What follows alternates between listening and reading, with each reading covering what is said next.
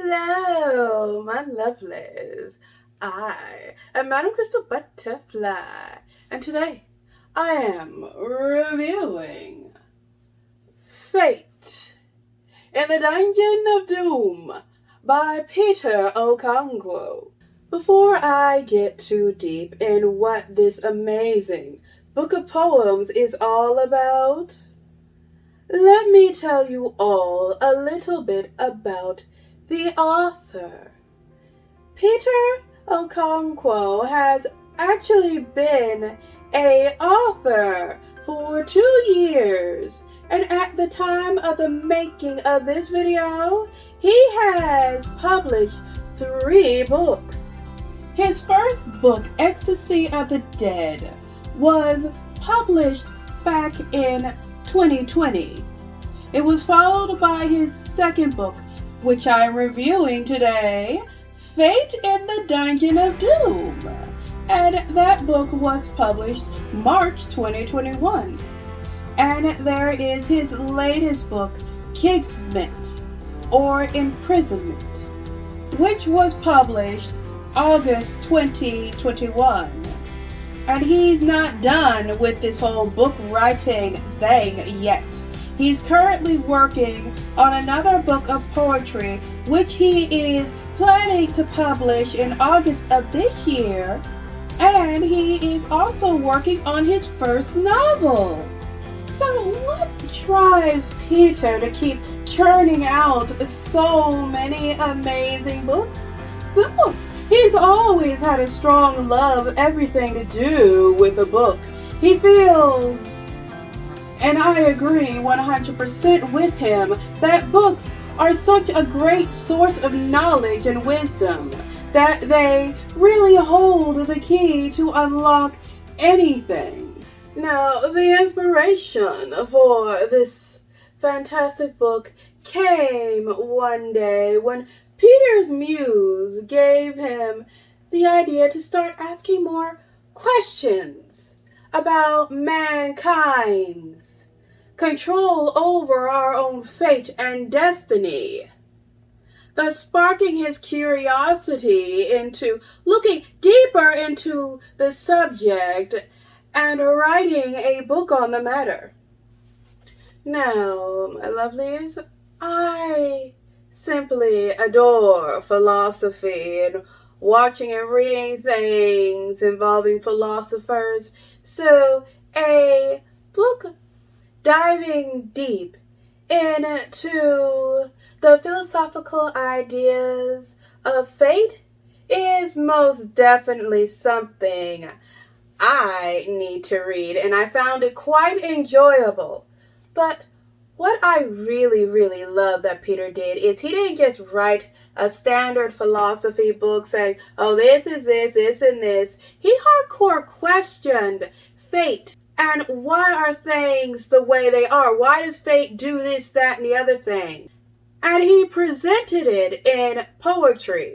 And I feel by turning his philosophical search into a book of poems made it more impactful, because you're not just reading about fate and destiny, you're feeling the emotion of why does fate do this? Why does fate do that? This amazing book is broken up into 3 parts.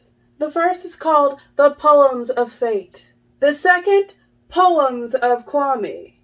And the third, Other Poems. Now, I've decided I am not going to discuss the third part of this book. It's not because it's something difficult. It's actually, I found that part to be extremely enjoyable. But you know something, my lovelies? You need to read this book. This is a good book. And if I go into detail about each part of the book, you're not going to read it. So read it! The first part dives down into deep questions of fate, and those poems were just simply amazing. And the second part is called The Poems for Kwame. Now, I have to have a bit of discussion with all of you about the second part and why it resonated so strongly with me. You see, the poems for Kwame is about a mother whose son Kwame has gone missing and is assumed dead because they don't know what happened to him. And this mother, throughout this section, is pleading and begging fate to please reunite her with her child, or at least let her know what happened to him. And she's going through day by day with all kinds of worry and misery because she just doesn't know what happened to her son. She loves him. She wants him back. And this part, it just got me. And it got me hard because Kwame is a Ghanaian name. It comes from the Akan soul names. Now, the soul names are names that reflect the day the person with the name was born and their gender. Kwame means boy born on Saturday. And you know something, my lovely? As a Ghanaian, I have a lot of men in my family named Kwame. Mostly because it's a popular name, but that's not the point. The point is, I'm reading a section with a mother's pleas about her son Kwame having gone missing. And as I read her story, it's like, whoa to me. I'm thinking about my nephews named Kwame and cousins named Kwame.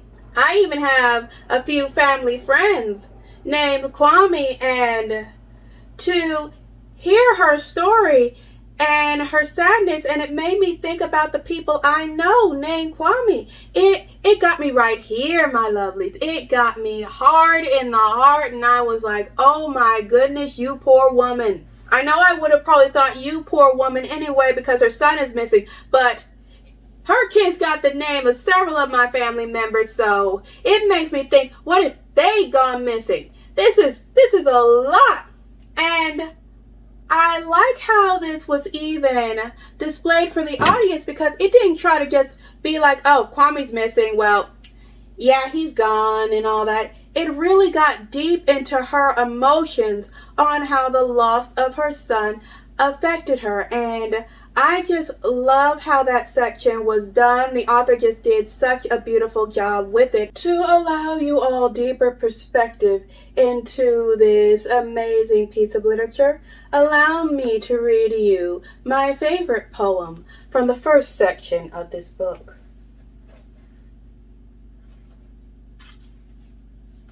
Whose fault, fate or mine? If I am yet to receive it, if I yet suffer from arriving at the junction of fate, is it my fault?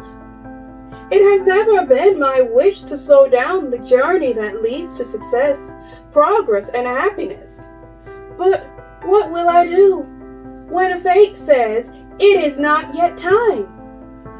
It's not yet time, you said. Okay. When will the time be? My close friends have forsaken me after they'd expected success from me. But it yet tarries. My dearest ones sought to give me advice that my Creator doesn't buy. Is the blame mine, even though I've tried but failed? That is why I pray every time that fate should at least forgive me. I know I might have wronged it unknowingly.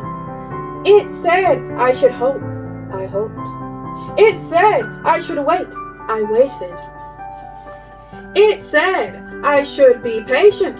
I was patient. What else should I have done? I call on you, judges of kismet and doom. Come and judge my case with fate. How is it my fault that fate delays in its manifestation? How is it my fault I haven't gotten all that I desired from it? How is it my fault that I yet suffer the pain of many throes? How is it my fault that no one volunteers to dry my tears? How is it my fault that fate blamed me mercilessly? Am I the one who disappointed fate or fate is the one who fails to keep its promise. I told it before I left my mother's womb that I wouldn't love to suffer pain in any area of my life. I told it to manifest itself straight after my birth. It agreed and advised me to go. I never knew that fate had a separate plan. No wonder I cried while I arrived on earth. Whose fault? My fault or fate's? He knows how long I've waited for fortune. He knows how many tears I've cried with no dryer. He knows the misery of my saddened soul. He knows the pain that surrounds my story, yet he watches me like someone unconcerned, whose offense that I yet live in pain, my mistake, or fate's error.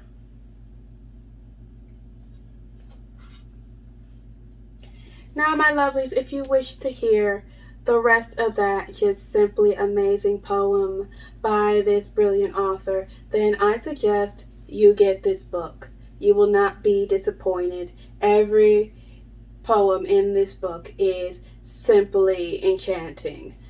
Also, Peter has a YouTube channel where he reviews different books and gives you updates and info about his own books. I really, really, really implore you all to check out his YouTube channel. I subscribed to it a while ago and I've been watching his videos. They are just really entertaining. You learn about a lot of really good books and many, many amazing, simply amazing independent authors.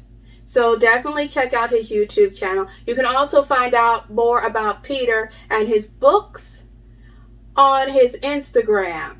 And I will leave the link for all of this along with the Amazon link to get a copy of Fate in the Dungeon of Doom in the description below.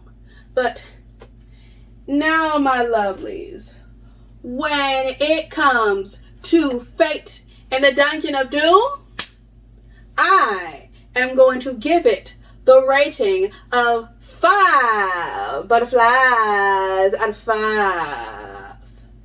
It was just so much of an enjoyable read, and I love the fact that the author is diving deep down into the philosophical argument about fate in a poetic form. It's just too amazing. And as I've been saying throughout this video, you need to get Fate in the Dungeon of Doom. It is a crying shame for you to not read it.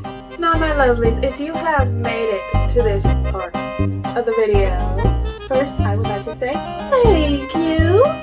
And please, if you enjoyed this video, give it a like, leave me a comment, and if you have not yet, slap the subscribe button like it owes your money. And don't forget to give that little notification bell a ring. And with that, my lovelies, this video is a wrap. Now, if you please come with me as we dance into a world of magic.